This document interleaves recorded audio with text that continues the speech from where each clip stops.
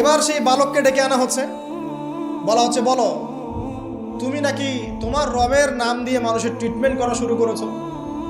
তখন সেই বালক বলছে, হ্যাঁ, আমি এক আল্লাহর প্রতি বিশ্বাস করি এবং তার রাসূলের প্রতি বিশ্বাস করি, তার প্রেরিত আসমানি কিতাবে বিশ্বাস করি। এখন রাজা বলছে, আমি ছাড়া তোমাদের কোনো ইলাহ আছে আমি তো জানি না।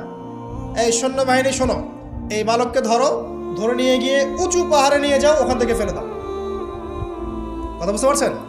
এবার তাকে নিয়ে যাওয়া হলো, ক্রস ফায়ার দেওয়া হবে, এবার উপরে নেওয়া হয়েছে, একদম পাহাড়ের উপরে।